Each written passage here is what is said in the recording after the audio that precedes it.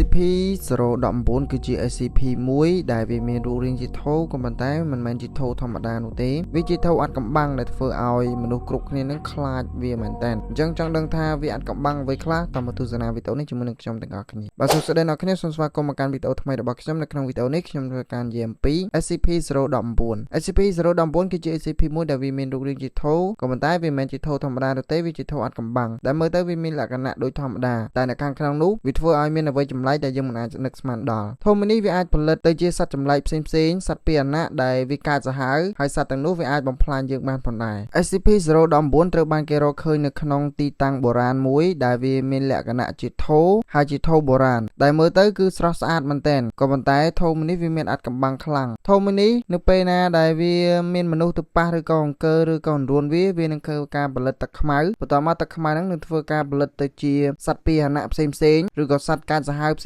សេងហើយសត្វកាចសាហាវហ្នឹងនៅពេលដែលវាឃើញយើងហើយវានឹងធ្វើការមកវាយប្រហារឬក៏សម្លាប់យើងយកតែម្ដងហើយសត្វទាំងហ្នឹងវាធ្វើការស៊ីយើងតែម្ដងនៅពេលដែលមានមនុស្សណាទៅប៉ះឬក៏រួនថូហ្នឹងផលិតជាសត្វពាហនៈឬក៏សត្វកាចសាហាវហើយសត្វកាចសាហាវហ្នឹងវាមកស៊ីអ្នកដែលរួនថូហ្នឹងតែម្ដង SCP-014 ត្រូវបាន SCP Foundation យកមកធ្វើការស្រាវជ្រាវនិងពិសោធន៍ទៅលើវាក៏បានឲ្យដឹងថា SCP មួយនេះនៅពេលដែលមានអ្នកណាទៅប៉ះឬក៏រួនថូហ្នឹងវានឹងធ្វើឲ្យថូហ្នឹងធ្វើការផលិតទឹកខ្មៅហើយទឹកខ្មៅហ្នឹងនឹងផលិតទៅជាសត្វពាហនៈហើយមកសត្វពាហនៈហ្នឹងធ្វើការវាយប្រហារទៅកាន់អ្នកដែលបានរួនថូហ្នឹងឯង SCP ក៏បានដាក់ចំណាត់ថ្នាក់ឲ្យវាគឺ Euclid ដោយសារតែវាផលិតសត្វកាចសាហាវហើយសត្វកាចសាហាវហ្នឹងវាធ្វើការវាយប្រហារមកមនុស្សក៏ប៉ុន្តែ SCP Foundation អាចធ្វើការគ្រប់គ្រងទៅកាន់ថូឬក៏ SCP-014 នឹងបានកំឡុងពេលដែល SCP Foundation ធ្វើការពិសោធន៍ឬស្រាវជ្រាវតាក់ទងទៅនឹង SCP-014 នេះមានបុគ្គលិកជាច្រើនដែលបានស្លាប់ដោយសារ SCP-014 នេះឯងដោយសារតែវាមានភាពកាចសាហាវហើយវាអាចផលិតសត្វពាហ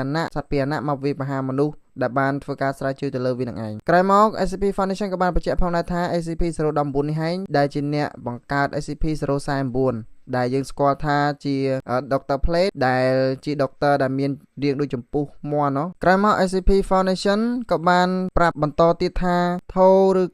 SCP-014 នេះគឺហាមដាច់ខាតឲ្យមានអ្នកណាទៅសិក្សាឬស្រាវជ្រាវទៅលើវានោះទេនៅពេលដែលមានអ្នកណាសិក្សាឬស្រាវជ្រាវទៅលើវានឹងធ្វើឲ្យអ្នកនោះបាត់បង់ជីវិតភ្លាមៗតែម្ដងដោយសារតែថូមួយនេះវាផលិតសត្វពាហនៈអញ្ចឹងណាហើយទៅសត្វពាហនៈហ្នឹងវាមកវាប្រហារទៅលើអ្នកដែលសិក្សាស្រាវជ្រាវតាក់ទងទៅនឹងថូឬក៏ SCP-014 នេះឯង SCP Foundation បានធ្វើការយក SCP-014 នេះទៅដាក់ក្នុងបន្ទប់កញ្ចក់ដែលមានរាង4ជ្រុងបិទជិតហើយហាមឃាត់ឲ្យមានអ្នកណាចូលទៅក្នុងហ្នឹងទេហើយគេដាក់កាមេរ៉ាសុវត្ថិភាពដើម្បីការពារនិងពិនិត្យមើលថាតើ SCP-014 នេះវាមានអាចកំបាំងអ្វីកើតឡើងគេតាមដានសកម្មភាព SCP-014 នេះឯងហើយគេដាក់អ្នកយាមកាមដើម្បីឲ្យឃ្លាំមើល SCP-014 នេះតើមានសកម្មភាពអាចកំបាំងណាមួយកើតឡើងទៀតគេនឹងធ្វើការទប់ស្កាត់ចឹងណាហើយវីដេអូខ្ញុំមានតែប៉ុណ្្នឹងទេអរគុណអ្នកនរដែលបានទស្សនាវីដេអូនេះតាំងពីដើមដល់ចប់កុំភ្លេចចុច Subscribe Channel របស់ខ្ញុំអ្នកមួយផងដើម្បីទទួលបានវីដេអូថ្មីអូខេអរគុណអ្នកគ្នាបាយ